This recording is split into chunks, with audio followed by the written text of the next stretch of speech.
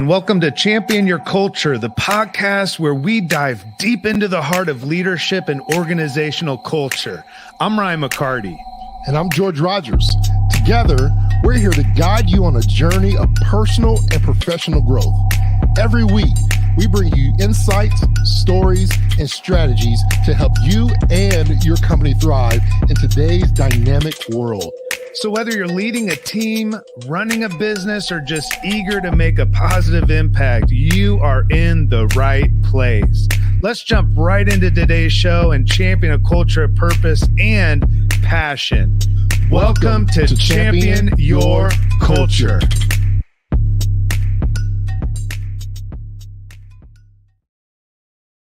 What's up, man? What's up? Welcome to Champion Your Culture. It's funny because before the show starts, we're always just like getting all the stuff out. And then it's like right when it goes live, we're like, what's up, everybody? Proper preparation. We should release some of the pre-footage. Oh, like God, no. Where we're running around. We're eating candy bars, telling ourselves that we're going to go sugarless for the next a couple of weeks, but it never happens. Never happens. No, because it always feels like Monday rolls around and it's another opportunity to eat new candy. Yeah. It doesn't help. Our problem is that when we have our networking events and things of that nature, we always try to have a little bit of something. We have the good bars for culture of good. Yep. And there's a ton of just horrible temptation in the corner. Temptation is usually always in the corner, or it leads you to have to stand in the corner. Right? Is that what it is?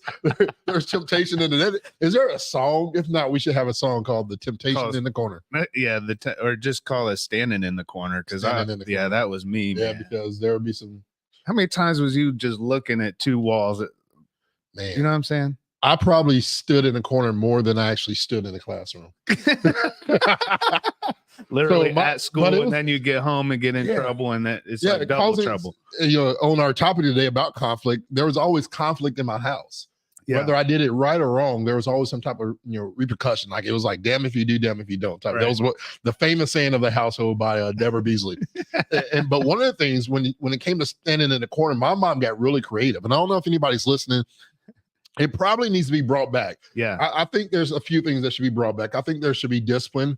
Like physical discipline, because the palm print in the back of my head may have worked. I don't know how much sense it knocked out of me. That's good, man. Maybe not. Okay. Yeah. All right. Let's skip physical abuse as discipline. So the second one, this is physical abuse. More like punishment. It was physical abuse, but it was also a way of working out.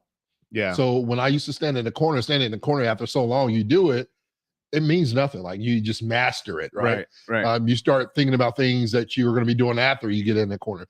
What my mom then took to the next level was telephone books. You remember the old Indiana, the yellow pages? Yeah. I used to have to hold them. What? Like this. And dude, that's why I was, I was strong. I was holding freaking everybody's number in my hand. And then it got like, this was easy because then it was like, hold them up here. Goodness, right? Man. And then it was like, spread your legs. It was pretty cool and intense.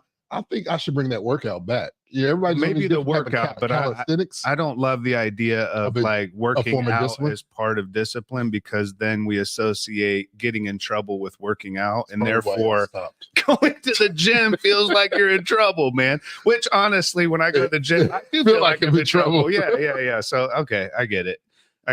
We're not encouraging physical punishment.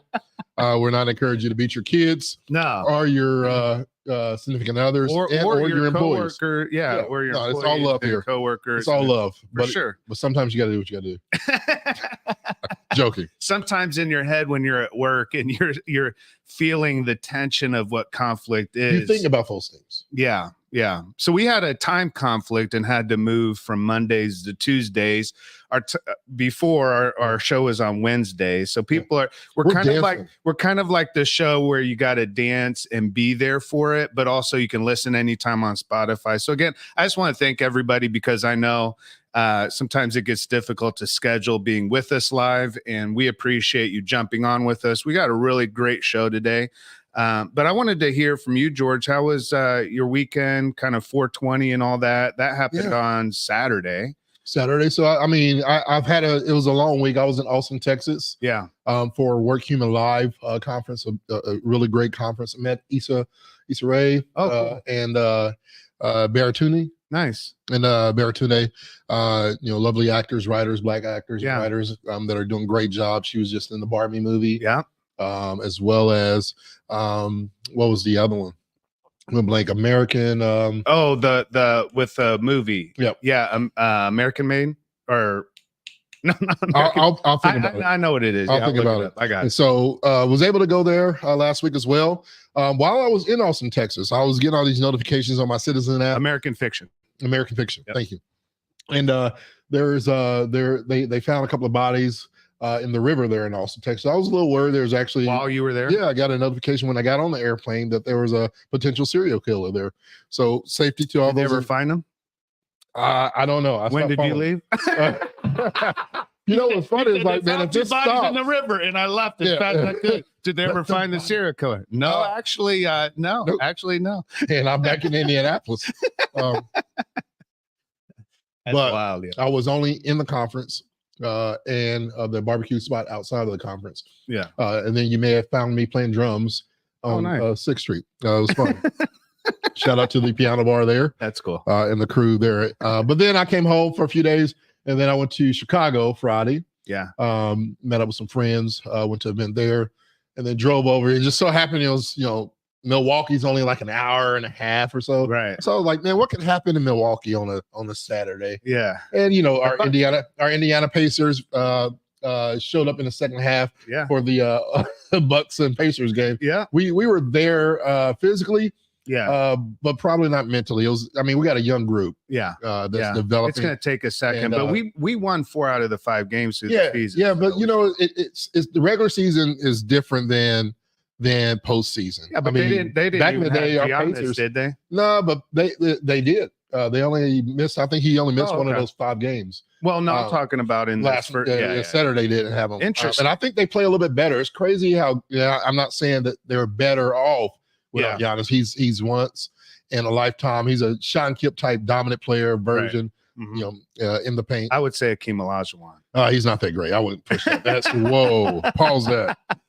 He's not there yet. He's not there. Okay, he's a Kemp. He's a dominant player with developing jump shot.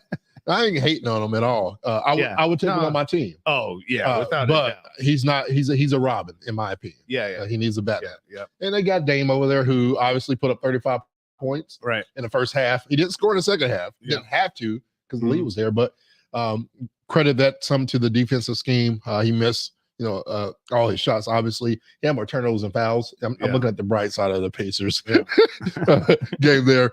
But it was a different game in the second half. We actually showed up, but to our credit, we have a young team. Outside of Miles Turner, maybe Doug McDermott. Yeah. We don't have a lot of playoff experience time. Mm-hmm. And so you can tell that in some of the shots that were going. They built me a new house there if I wanted to go. With some of the shots that was bringing out. Yeah. But I think once we got composed mentally, the game was more mental.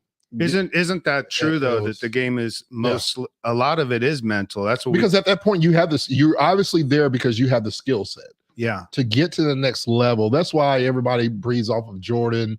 They breathe off of this Kobe Bryant with the mama mentality, that killer instinct. Yeah. It's developed. Some people now naturally may have it. Yeah. But I think I would even say they don't naturally have it. They've been exposed to life circumstances that have exposed and trained develop that. Yeah. Like, are we natural leaders or have we developed that because of the experiences in our lifetime? Yeah. Right. And so there's a long way to go. I do expect us to come out tonight. 114 to 104 is I think a 10-point spread. Nice. I think we come out and we take game 2. Okay. If not, should I bet some money on it? If not, there probably is going to be a gentleman's sweep. I think we'll get 1 at home or 2. But we got to win. They did what they were supposed to do. Milwaukee protected their house. Yeah. It was loud as I don't know what. Yeah. Some illegal loudness. Yeah. Where, that's NBA's doing to make sure people follow the rules when it comes to what should be mic and not mic. Our drum line, we created a masterpiece. Like Atlanta has a drum line now. Milwaukee has a drum line now. Yeah. Indiana, we're very by the book. Yeah. So we don't mic during them, but their drum line was mic'd and they played through everything. Oh, geez. Typically, you're not supposed to play when the probably sound like a high school auditorium the whole time. Just chaos. It's probably top two in my. It's probably top two, and I've been to a few dozen, maybe a couple dozen and a half arenas. Yeah, and it's probably top 2, 3 best arenas I've been. That's to. cool, man. It's cool. Hey, stuff. If you're ever in Indiana, look us up. Yep. Because especially if you're coming to the games, definitely George will be there. Yeah. Whether I'm there or not is debatable. But, yeah. It depends on how good it is outside. Yeah, I try to invite you to the last game. It's like, man, that's too beautiful. I'm not going inside when it looks this. Which in Indiana, well, it was an earlier game, and it was like the day was like 80 degrees and sunny, and I'm like, I'm not gonna stand inside and watch basketball. I would rather watch some kids play basketball outside in the sun than to go to an NBA game indoors. For sure. When it's nice out. When it's nice out. Yeah, it was a beautiful day. Big shout out to the Pacers because it's fun just to have a team that's winning. Yeah. And we can carry that into work too when you think about it, even in the sense of what you were talking about with like mentality and how in order to get from like your skills can only get you so far. Mm-hmm. I think your skills can get you to a certain point, but after that, a lot of the mentality and what it takes to get to that next level. I think there's a book, I'll have to look it up, and I'm trying to remember who wrote it. And it was What Got Me Here Won't Get Me There. And okay, here it is. And it is written by Marshall Goldsmith, actually. Marshall Goldsmith is the one that the introduction for Build a Culture Good Book. Yep. And so Marshall Goldsmith wrote, What Got You Here Won't Get You There. And that's kind of the idea, right? What got you here is skill. What gets you there is mentality. I always talk about that your gift can take you further than your character can keep you. So we talk about like you have gifts and skills and abilities that can get you pretty far in life and pretty far in business. But at some point, you have to have character. Yep. You have to have a different mentality. You have to have integrity, right? There's a level that gets you to a new place that you have to embrace that new behavior. And I think when we're talking about what we're talking about here within conflict, the first thing that we want to do within conflict is to take it out of the arena of it's you against me and get it into an arena where we're fighting for each other, not against each other. Because ultimately, what you just said about a winning team, it's exciting. Right. And I'll be far more excited going into a workplace where I feel like I'm part of a team that's supportive, that's not void of conflict. It's not conflict at first, but it's able to address conflict at a different level because of the connection we have, the relationship that we have. Yeah. But that doesn't always work. If I can have a really good relationship with you, but if I'm really bad at conflict, it can actually hinder us from having an ongoing long-term relationship just because I'm not good at conflict. You know what I'm saying? Yeah. I think that was experience. You know, you definitely can. I feel like I've gotten a lot better. Some people say I've changed too much. They prefer the non-conflict, confrontational George. Because if you don't balance that, the healthy way, obviously, there's a healthy way of dealing with those that. Where when I first learned how to healthy conflict, and really walk into that, not just for people that I had the conflict with, but also understanding as we talk about leadership, leading yourself, what's healthy for you and how you handle the conflict. That's where I discovered my 24-36-hour rule. Yeah. Right. 24-36 is where if something bothers me, instead of putting on the emotion that I'm feeling, if it's frustration, right, anger, whatever it may be, I take that 24-36. If I feel that same 24-36 hours later, I need to deal with it, right? But I need to deal with it once I understand the outcomes that I desire. Like, why do I feel this way? Like, asking those questions. And I know we're going to get into that in the conversation, but I remember those days where dealing with conflict was silent. It was silent dealings where I dealt with, not necessarily with Ryan, who may have frustrated me or did something that that I did not agree with, whether it's somebody else or affecting me personally. It was just kind of a silent, I moved on, I cut you off, or I shut you down for a few weeks. Yeah. Right. Yeah. Where you just don't talk. I don't respond to. Yeah. Until whatever that wound was, scabbed up. Right? It doesn't necessarily heal properly. Deal with the person. Deal with the person. Yeah. Yeah. Right. And so those are all the things. I know that there's a lot of people that listen to us today. You may be in those situations. We want to encourage you. There's a healthy way to do that. Sometimes it takes time, and it's okay. To say, hey, we're not saying, hey, do this right now and apply it, because there's some things that you have to really receive for yourself. For me, I had to deal with personal conflict before I can learn how to deal with somebody else's. That's true too. A combination. It goes through that showing yourself grace, mentality, and trusting yourself and believing and loving yourself enough to be healthy for yourself. And so, this is an issue. Yeah. And dealing with that internally. A lot of people think conflict is always 2 or 3 people or more. Sometimes the conflict is in the mirror. Yeah. There's conversations we have. That sometimes can carry over into our relationships. If we have internal conflict within ourselves and we're constantly battling internally, then when we get into scenarios where other people might have their own personal agendas, right? And we see this in work quite a bit, right? Where conflict isn't always like battling. It doesn't have to be anger. It doesn't have to be war against somebody. Conflict is a process of resolution. It's a part of the resolution of things. When we think about conflict, we have to get at the idea of like watching CNN or Fox News.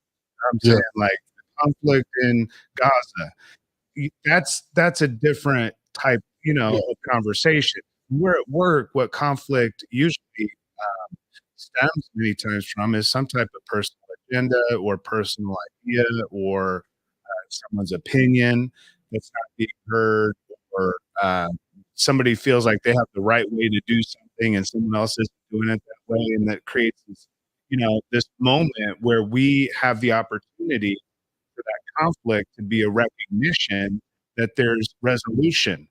But if all we do is get stuck in the midst of they're wrong, I'm right, or it's their agenda against my agenda, you know what I'm saying? And it's almost like that we have that us against me against you, or me against them. And to your point, at times is me against me, because that internal conflict doesn't allow me to approach you in a way where we can resolve this, because I'm in conflict internally and conflict internally. Then we're 2 conflicts coming together. You know what I'm saying? And that can become detrimental, right? Yeah. To any team, to any organization. Yeah.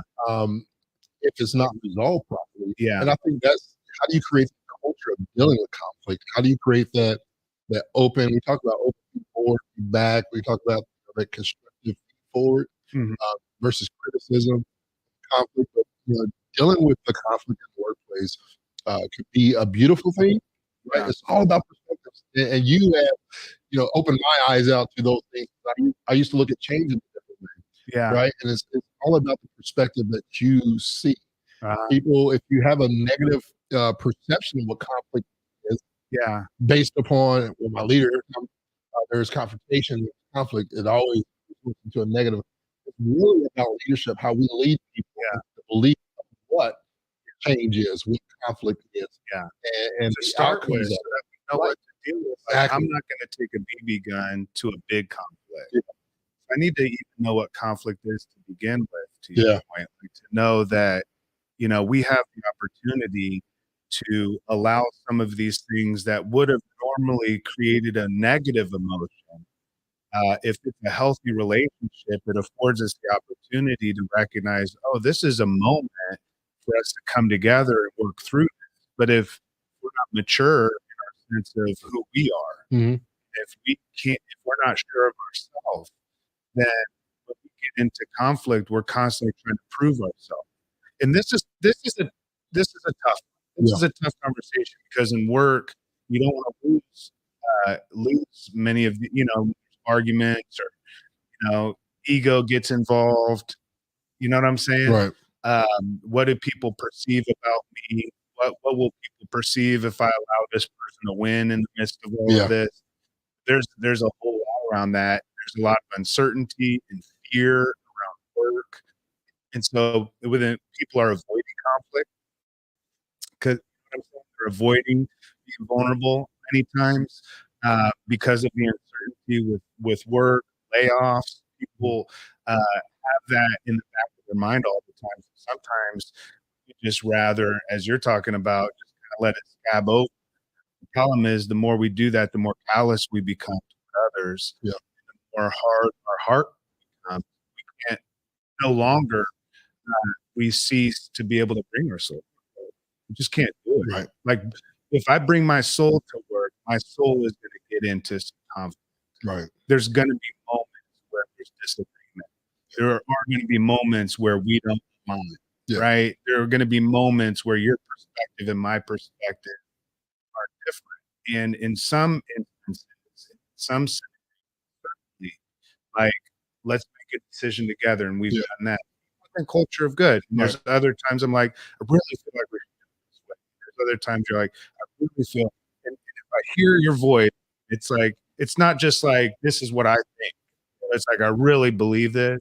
And it, you know what I'm saying? Yeah. Then my mind is not to say, well, let me prove that I'm right. Because sometimes we can spend so much time trying to prove that we're right and make a point that we never get to the point together, where we never come to a resolution together. We have to get beyond our own ego and beyond our own, many times our own job title. Because I've seen some leaders deal with conflict like this. Tough shit. Yeah. You know? I mean, that's one way of doing it. Yep. You know, and it's also that is a way to build calluses with your team members so they become hard toward you. Then what you have is you have a leader that's created an environment where they make decisions and say, this is what I want. And then once they leave the room, everybody just talks about how crazy they are. They're not really leading anybody. They're just yeah.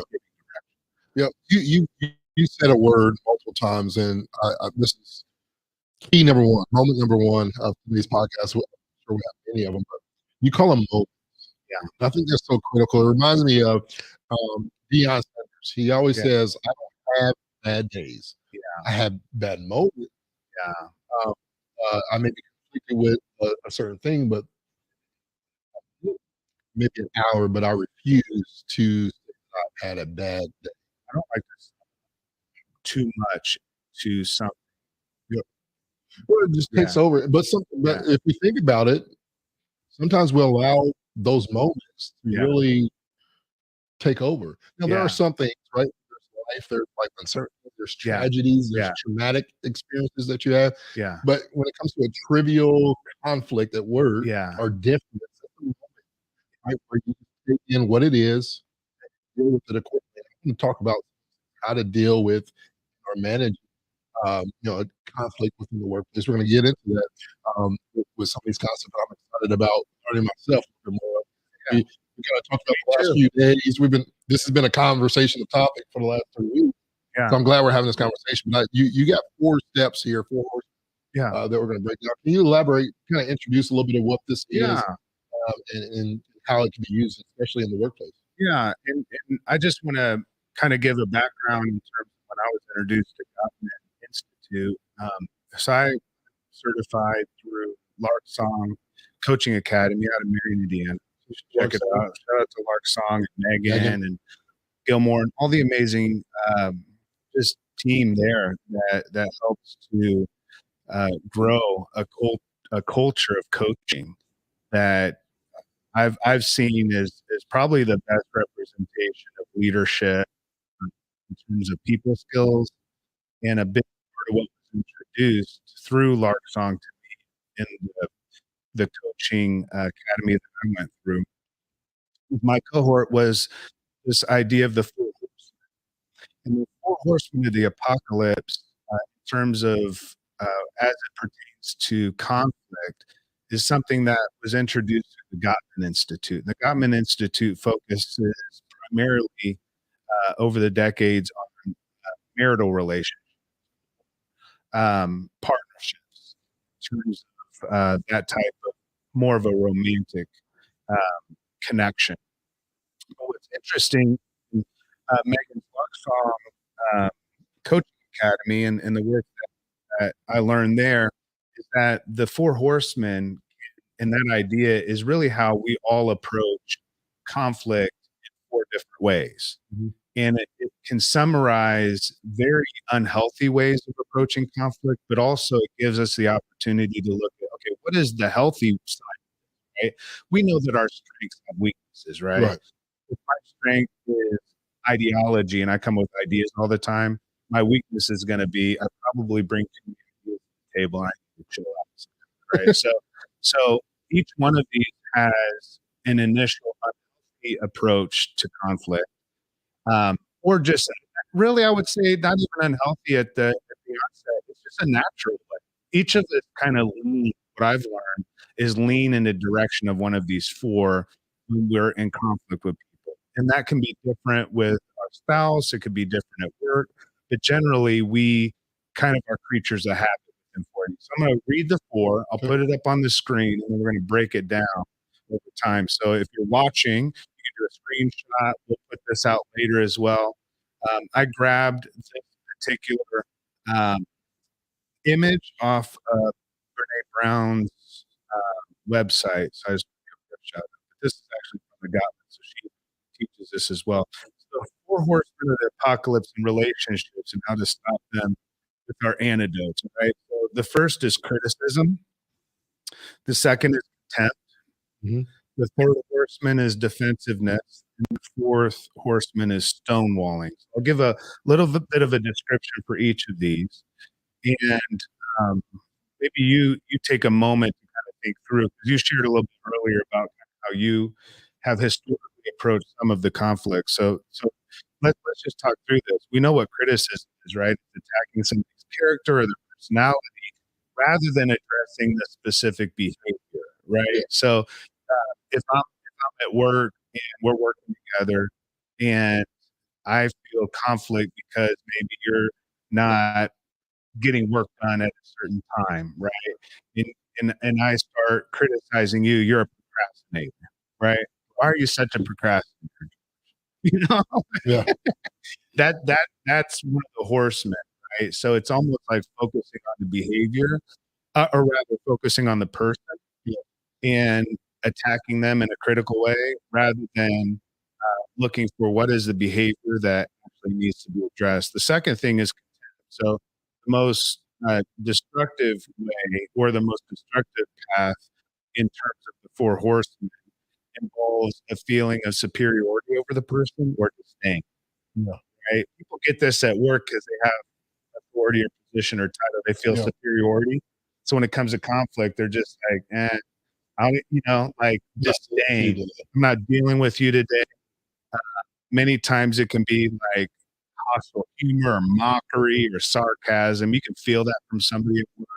And it's like this feeling of contempt. What I learned from the Gottman Institute, not only was I introduced to this coaching, but Katarna's marital therapist introduced the Gottman process to us. Well, so I had to learn a lot about myself. So I'm going to talk about me too.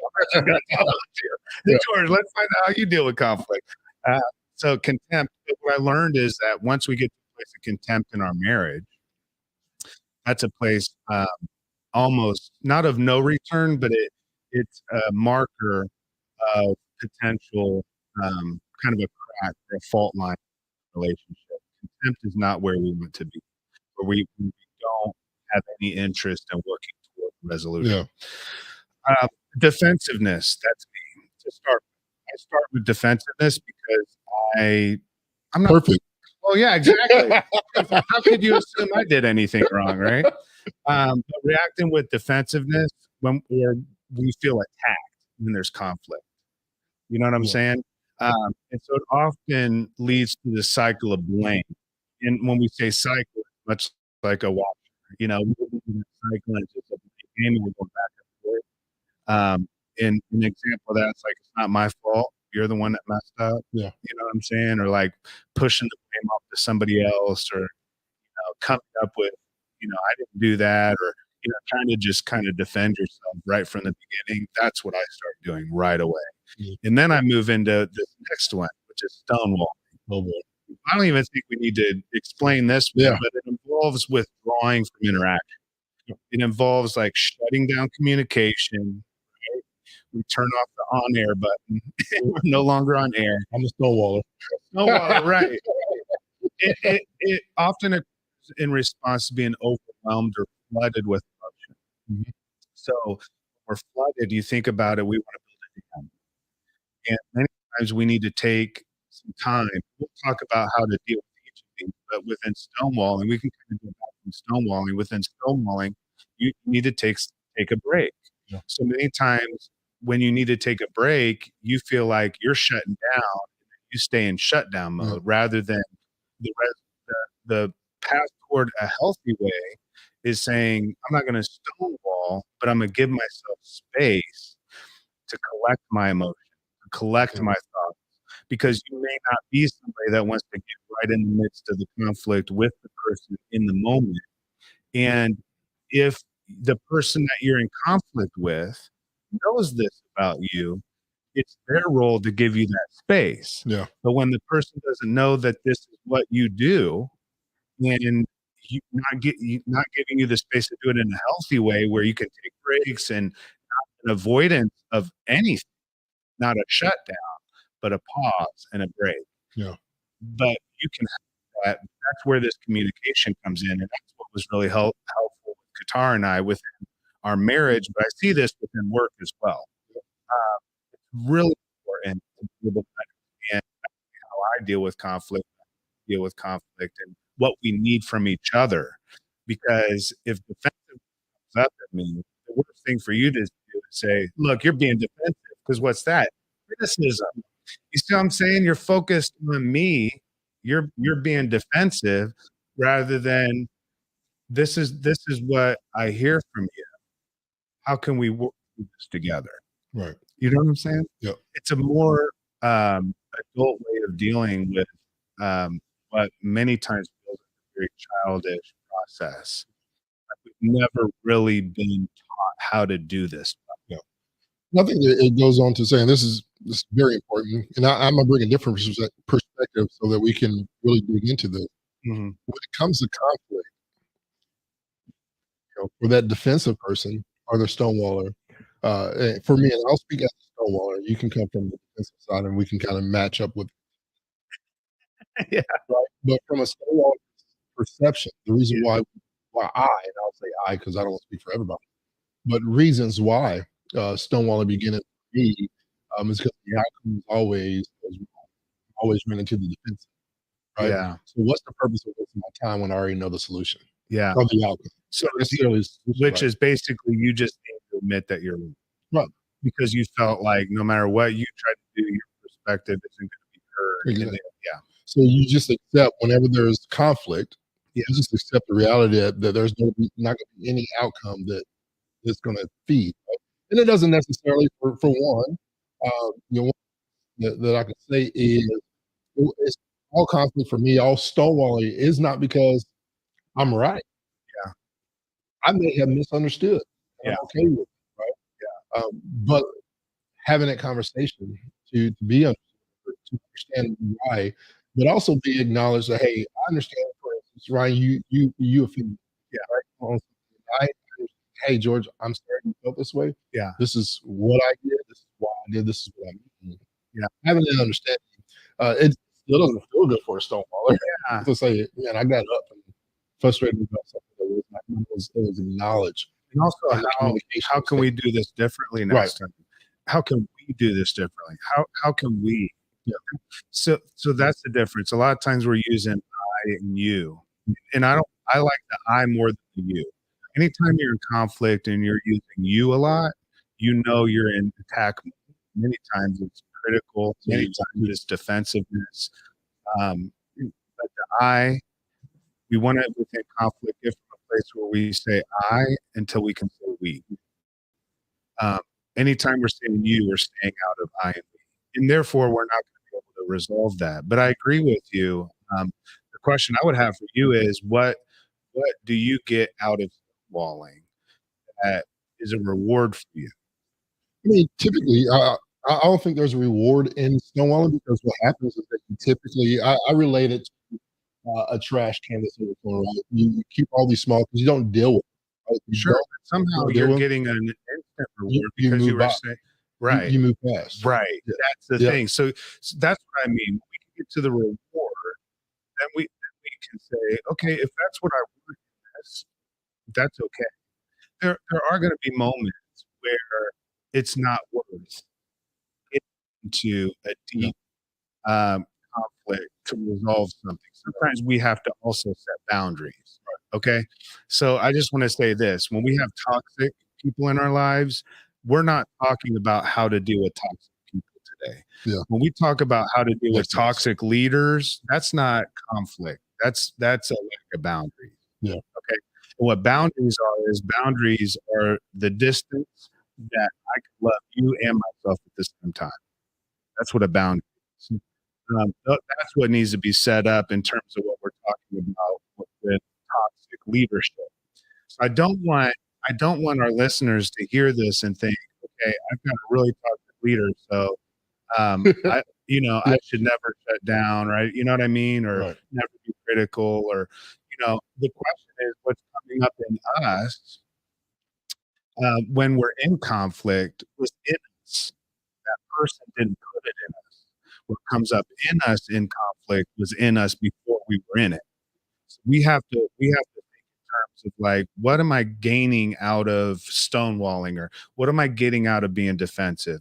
So for me, the reward of defensiveness is I feel like I can prove that I'm not who they said I was, or uh, I am better than they're painting the picture of who I am. Yeah. You know what I'm saying? I feel like that for me, like you learn to stonewall throughout life, and I learned to be defensive. I think the style of discipline and punishment within church and Christianity, for me, growing up, taught me how to be defensive. You know what I'm saying? I feel like that those lessons were learned early on. It enabled me to paint a pretty rosy picture of myself throughout life. You know what I'm saying? So that was a reward for me. You know? Yeah. Oh, Ryan, person. The company I started is called the Culture of Good. You know what I'm saying? Yeah. So it's like painting a picture. So that's for me. Let's look at contempt too, because in a relationship, when I start contempt toward you, that's bad. You know what I'm saying? That's really unhealthy, because contempt basically means I've kind of given up on this. I really care. You know what I'm saying? And within that space, it's really important to cultivate empathy and respect for the other person, and to counteract that contemptuous kind of attitude toward them, to really to have some empathy. I think when we think about leaders that lead with empathy, and all the studies, it's things we've been talking about forever, but all the studies show the greatest skills that CEOs, owners, leaders can have at this point are people, because they're leading people. You know, empathy, an empathetic leader, or an empathetic human being, is someone that is going to be able to counter that contempt when it comes to conflict. Right. And I think that's a really important place to be in, whether it be a relationship outside of work or in work, and then obviously last with the criticism. Yeah. It's taking it off of like, George, you're this. Why are you so this? You know what I'm saying? Right. Well, so let's get into some of the lessons. We're a little bit over halfway through our podcast, and I'm always, I want to make sure our listeners walk away with this is how I can handle conflict, but also acknowledging, which of the four horsemen are you? Yeah. Right? Because I think there's some where I feel like we can. You're defensive. I'm a stonewaller. There's people that are, criticizers out there. There's some contempt people out there. And some people may say, hey, I'm a blend of a little bit of everything. And it depends on the person, right? Yeah, that's true. Some people is just people like, you don't even know me. And I'll get defensive about that. If you don't know me, and you're just assuming from the shape of the stance that I am, right? Then you're gonna get a defensive George. Yeah. Or used to. Not too defensive. Maybe after you're two reasons. One, I just don't care about what you say about me anymore. If it doesn't impact three things, if it doesn't impact my money, my peace, what you think about me. Yeah. Those are things I need right there. I need family, I need peace, and money. And money. Right. No money, no honey. Yeah, right. Shut up. Yeah. But some lesson style, just we call them lesson style notes, but some takeaways that as we're dealing with conflict. Again, as you said, this is not toxic leadership. Right. It's just conflict. Whether it's with a leader stuff or another team member on your in your workplace, things that you can do to take away, you identify who you are, how to deal with this, but also just naturally deal with the conflict that you may come across. We're talking about, and you always say, recognize the signs. Well, that's the first thing that you're talking about is you got to recognize. You better recognize. You better recognize. I say it like this: you got to get a checkup, neck up. Check up, neck up. You know what I'm saying? Yeah. Check yourself before you wreck yourself. I was wondering when the song was going to come in. It's the longest we've gone without singing together. 1 minute without having a song. It is good, though, right? You got to check yourself. Yeah. That's step one in conflict. Check yourself before you wreck yourself.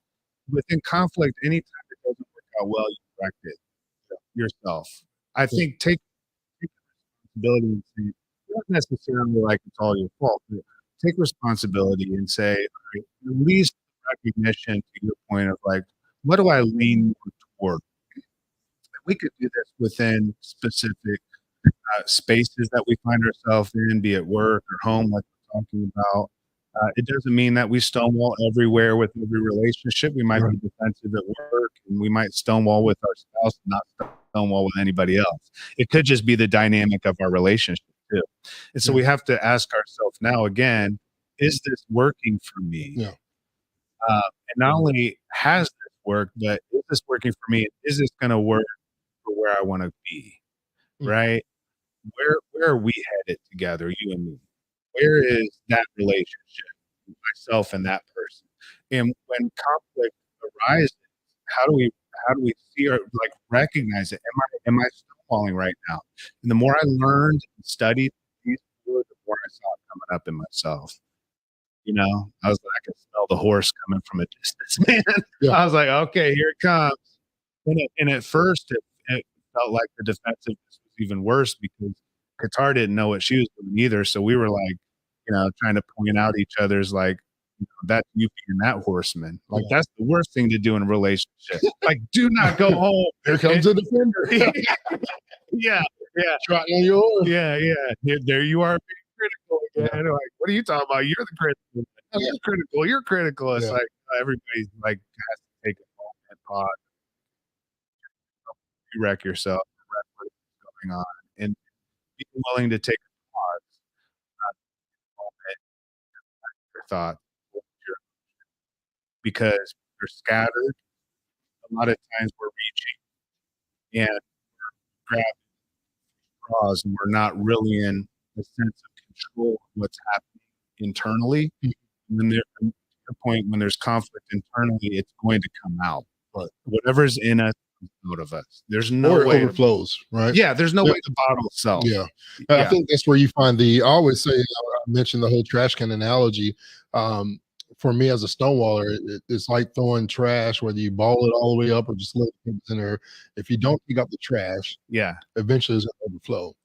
I think of that overflowing for me, and I wasn't necessarily angry type. My overflowing was like I went from just stonewalling you to I was stonewalling everybody. Because you, now everybody. Because when they ask me why am I this way, I'm right. They can deal with the issue. They can deal with the conflict. Bring their resolution. Because I was never before in my years, I was never the approach. If you came to me and said, George, why are you stonewalling? And there's really a sense of empathy in your voice or your demeanor, then I'll say, hey, this bothers me. Right? Because you bringing it to me shows that you care enough to acknowledge what the issue is. Right. But if your demeanor is because you know what the problem is and you want to be proven right, I have nothing to say to you. Right. But the effects of that is that it spilled out. And so if you're a George Stonewaller, right, eventually, and you'll see this. You'll see people that are so sweet and nice, and then all of a sudden, snap. You hear raise their voice loud or rage. Right? That's because one small thing has become a bunch of small things that have never been dealt with. And eventually, that just overflows. Yeah, that's why people quit. Not because they didn't really love what they were doing, right? Or maybe even loving who some of the people they were doing with. It's because a bunch of small things never got dealt with. Yeah, Conflict room. Yeah, I think when you're talking about it overflowing before it overflows, you know, it starts thinking. You know, like that's how you know you need to take the trash out. Yep. You know, if you don't think about it on schedule, like Qatar will remind me. But when I left for Boston, like 3 days in, my mother, Betty Waters, shout out to Mama Betty, uh, my favorite person on earth. Anyway, she was saying that Qatar was on the phone with her and was saying, "Man, something stinks in the kitchen." It was like 3 days after I left, and she started looking around, and she finally found out she didn't take out the trash for 3 days. She's like, "Man, I need Ryan back home," you know, because it's just in a rhythm for me. I don't even think about it.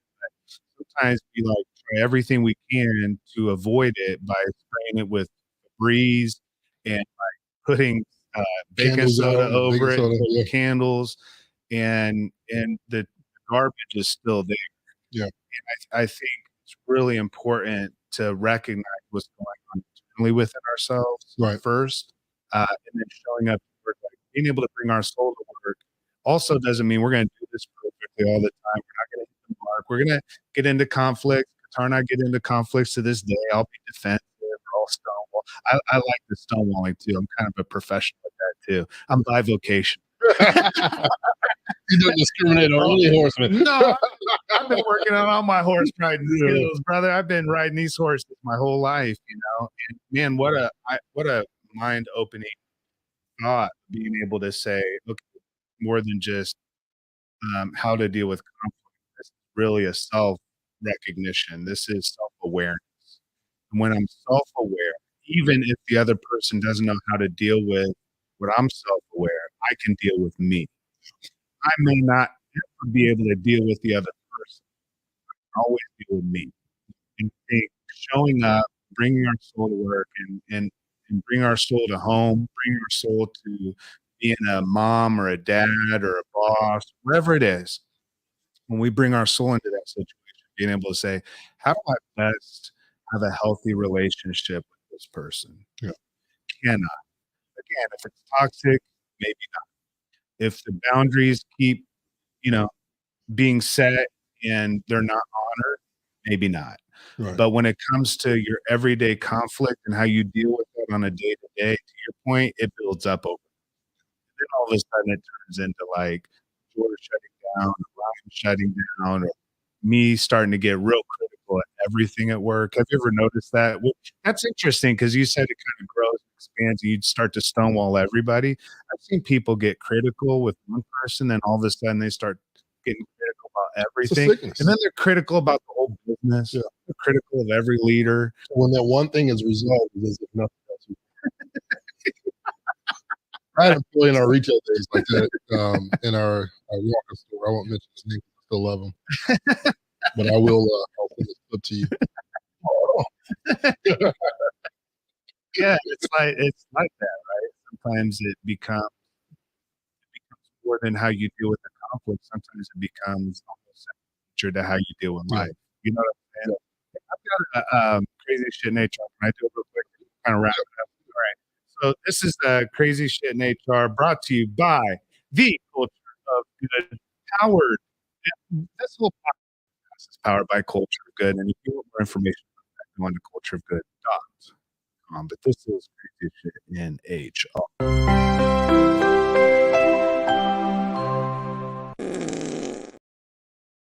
Way too much time on Reddit. I'll have to admit that right now. Yep. What's the app for you? I'll probably say TikTok. No, LinkedIn is really it's changed. I've become more of a LinkedIn.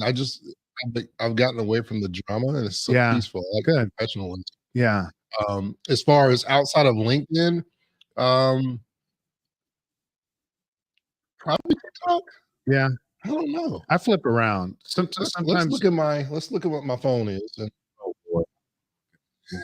Where I spend my time. How do I do that? Shout out to Mike Oberdick. So I had a friend. I don't even know if he's a friend. Special drinks. Yeah, he's like he's taking a bistro. As much as you tried to stumble him, he just kept feeding. But in the Josh Moten, we always have this screen time. My screen time is ridiculous. It was always 12, 13 hours on screen. Yeah. And Mike's was always just like 6 below, 5 below. I was like, man, that's a beautiful thing. I just didn't know. How do I do it on there? So you go to your settings. If you got an iPhone, you go to your settings, and then you just go to your screen time, and tell you daily average. Oh God! And it tell you whether or not. Go ahead and do this. You're up or down, 20% down.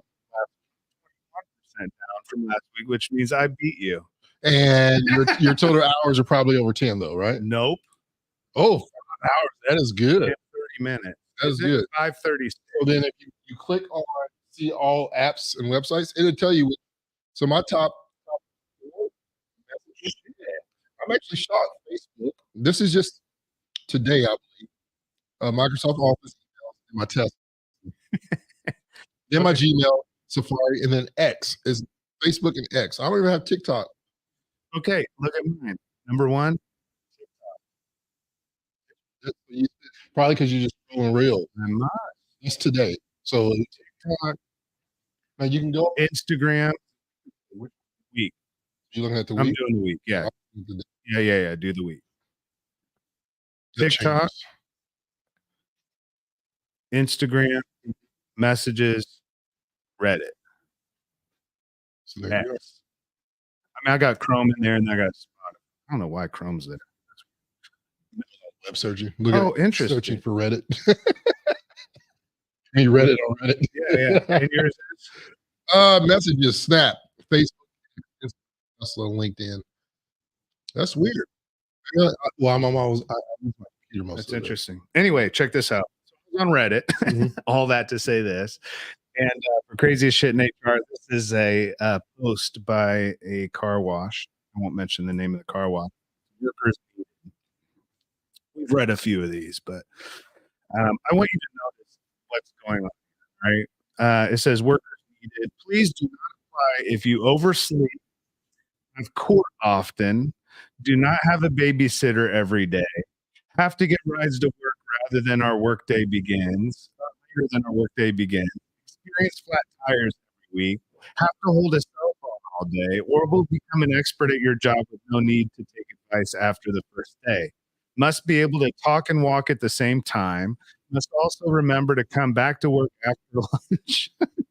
Should not expect to receive gold stars for being on time. If you qualify, please fill out an application. Thank you. God. There's like people who deal with that. I think, why did they do that? They obviously have dealt with people. It's all behavioral. It's like there's no culture, so we have to focus on behavior. Anytime a business focuses on behavior, I know their culture's there. Yeah. Because I know some car washes in India. Shout out to Crew Car Wash. I've not been in their business, but when I pull up to the car wash, employees are happy. I've talked to employees. I've met with the leadership there. It's a car wash. Yeah. And you kind of think, okay, it's a car wash. Of course, they're these kind of employees. No, not necessarily. When you have a healthy culture, you have healthy employees. I think it's hilarious. It's like some of those are great. Must be able to walk and work at this. You know what I respect about that? We talk about transparency. Yeah. Please, you know, like we these are the people. These are the behaviors that scare us. That does not qualify for the job. Not the culture. We don't want to deal with this type of conflict. Yeah. We're letting you know ahead of time. This will cause conflict. These are conflicting issues. If you run a car wash, Crew Car Wash, they kind of rock it. But anyway, I think here today, George, I think it's really important that we really focus on building the internal healthy communication of ourselves, where we have the opportunity to pause, to gather ourselves in these moments, not jump right into conversations with people, or to give ourselves space to do it in a healthy way. And also, I think that's giving yourself permission, right, to do so. I that's the start of healthy communication, is your internal dialogue, right. And then from that place, once you can get your internal dialogue and your emotions at a place where you're not showing up to fight against somebody, but given the opportunity to, go ahead. Well, what Mike Tyson, the great prophet, said, that everybody's going to get punched in the face, right? So it's like that kind of thing. Like, there are going to be moments at work where we're punched in the face, not physically, but like with the realities of relationships, dealing with people, and conflicts are going to happen. It's how we communicate to ourselves, and then how we communicate to the other person. Being able to no longer say, "You're this. This is why you messed up. This is why you're not whatever you need to be."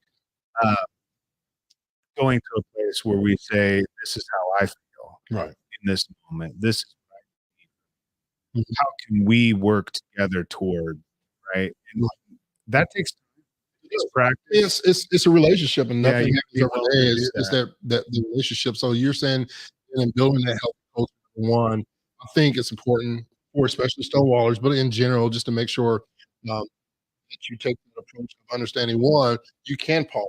That gather yourself, take the time that's needed and necessary.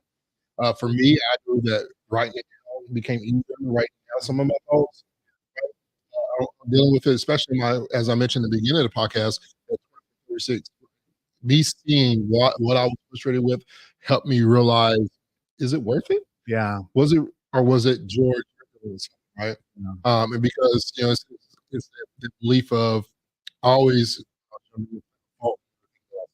there's always something, whether it's critical or criticism, in the conflict, but you got to balance that. Not, one thing that I developed is, if I find fault in all I see, sometimes fault is found in me. Yeah. And I had to realize that. But building a healthy communication, taking that time to get yourself right, false communication, that cultural communication that we often talk about, where I'm able to give myself permission to have that feeling that I feel, but also have the peace and the to you, and it's going to be resolved.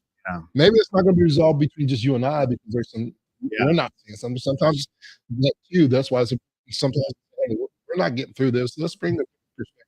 Absolutely. Right? So that you can see where you're not seeing what I'm saying. That's what I understand. So let's bring some, and it's okay to bring somebody. Absolutely. The belief of, let's see how we handle this. If we can't handle this, and I don't want to always handle it where we just say, let's agree to this. No. Right? No, that's not healthy. Let's agree to understand what I did. Let's agree to. Yeah. We might disagree. Yeah. I mean, how do we get to across the river in disagreement? It doesn't mean we're not going to cross the river together. Let's get across the river. We don't have to be in agreement the whole time. So anyway, we gotta move forward. And always encourage that feedback and that dialogue. When we talk about the healthy community piece, and then as always, I'll let you boys. Yeah, I mean, I'll let Ryan, especially when it comes to communication skills and providing, and conflict resolution, communication skills. If you're looking for any of that, as always, there's two gentlemen from Indiana that connect. You can learn more. We like to travel. We like to travel. We like to fly high. Happy 420 for those partake. We appreciate everybody joining us here. And we'll always, see your soda on Champion Your Culture. Thank you for tuning in to Champion Your Culture. We hope today's episode has sparked new ideas and inspiration for your journey in leadership and cultural development. Building a culture good is a collective effort. If you found value in conversations today, please subscribe to our podcast. Follow us on your favorite platform and share this episode with your friends and colleagues. Your support helps us reach more people and spread the message of impactful leadership and positive cultural change. Don't forget to visit cultureofgood.com to explore how you can become a certified culture champion. Every week, we're here to bring you insights and strategies that matter. So join us again for more empowering discussions. Let's continue to champion a culture of purpose and passion together. Until next time, keep leading with heart and let's make a positive difference in the world. And we'll see you next week on Champion Your Culture.